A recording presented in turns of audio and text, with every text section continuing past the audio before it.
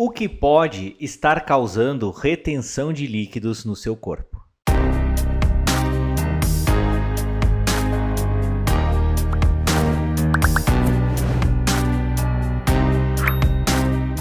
Oi, gente! Me chamo Lucas Felipe Gomes, sou médico urologista da cidade de Concórdia, do estado de Santa Catarina. E nesse vídeo nós vamos falar a respeito sobre o que pode estar gerando aquela retenção de líquidos que você sente a cada dia.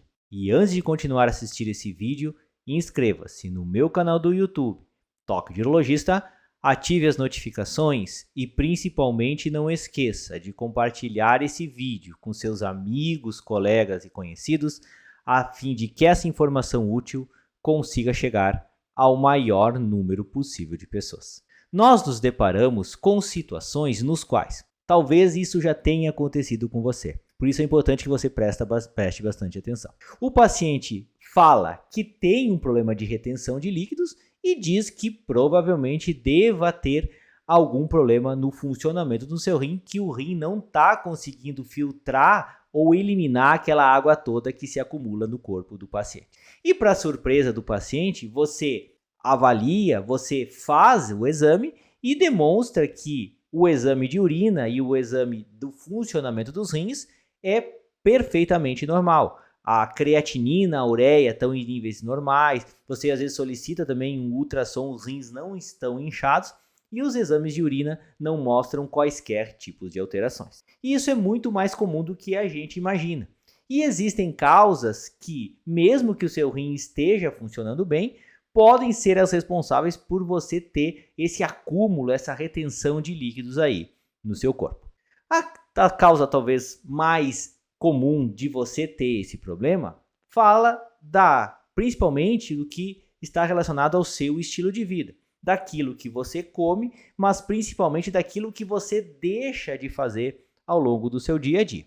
Por exemplo, a gente sabe que alimentos que contêm uma carga de sódio muito grande, que é o sal, eles por si só são capazes de fazer com que você retenha líquidos no seu corpo, porque juntamente com essa retenção de sódio, esse sódio puxa a água para o interior do teu corpo e faz com que você tenha esse tipo de problema. E é comum esse tipo de situação em quem come comida muito processada ou que come muita bobagem, principalmente relacionados a refrigerantes e produtos industrializados. Tem um problema muito grande porque para a conservação desses produtos existe uma carga de sódio muito grande colocada nesses alimentos. Por isso que a primeira coisa que a gente sempre fala é que o que você está comendo, principalmente se tiver muito sódio, pode ser a responsável por essa retenção urinária, essa retenção de líquidos que você tem. Outra situação bastante comum é relacionada à questão da obesidade do paciente. Nós também sabemos que a gordura por si só, no interior dela, já é uma coisa que retém muito líquido. E se você estiver acima do peso, provavelmente você vai ter uma retenção de líquidos muito maior do que uma pessoa magra. E isso é uma ocorrência bastante comum numa situação dessas. Por isso que a obesidade carrega consigo essa questão da retenção de líquidos e você vai diminuí-la se você conseguir perder peso nesta situação. Aquilo que você realiza no seu dia a dia, principalmente atividades nos quais você permaneça na mesma posição ou fique muito tempo parado, faz com que você retenha líquidos, principalmente na parte inferior do seu corpo, nas pernas. Por quê? Esse sangue, ao ficar parado nessa parte de baixo do nosso corpo, as veias, elas acabam, ao reter esse sangue, acaba porejando uma quantidade de líquidos para fora desses vasos sanguíneos, e esses líquidos ele se acumula nas estruturas que nós temos ao redor da perna, que a gente chama de interstício celular. E esse acúmulo de líquido vai acontecendo ao longo do dia. Por isso que pacientes que têm problemas nas veias, ou mesmo que não tenham os problemas nas veias das pernas, que tenham varizes, mas que permaneçam por longos períodos na mesma posição, eles vão acabar sofrendo com essa retenção de líquidos na parte de baixo do seu corpo, nas pernas. E como que você resolve isso? Você tem que, de tempos em tempos, movimentar essa sua perna, principalmente a questão da panturrilha, e movimentar, fazer atividades físicas regularmente para que você consiga fortalecer essa musculatura dos membros inferiores, essas veias fiquem mais mais fortes, essa musculatura que fica ao redor das veias consiga se contrair melhor e você não tenha essa saída de líquidos no interior desse vaso sanguíneo que se acumula ao redor dos tecidos da perna. Por isso, a atividade física é uma das coisas que ajudam muito a prevenir esses episódios de retenção urinária, retenção líquida.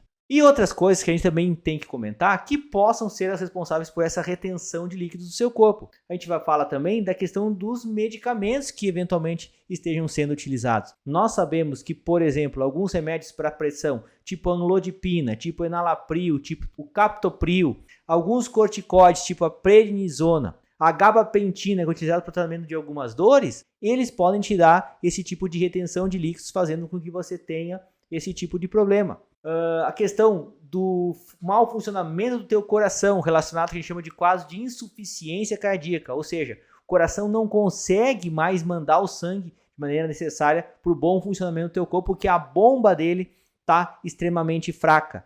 Isso faz com que acumule líquidos no nosso corpo em estágios mais adiantados dessa doença. É uma coisa que pode fazer com que esse acúmulo de líquidos se acentue. Problemas no fígado, a gente chama de cirrose, ou seja, o fígado não consegue mais produzir a quantidade de proteínas necessárias para fazer com que esse líquido permaneça no interior dos nossos vasos. E quando não tem mais proteína circulando no interior dos nossos vasos sanguíneos, esse líquido acaba saindo dos vasos e indo parar nos meios dos nossos tecidos, gerando essa retenção de líquidos e também indica, às vezes pode indicar o mau funcionamento dos rins.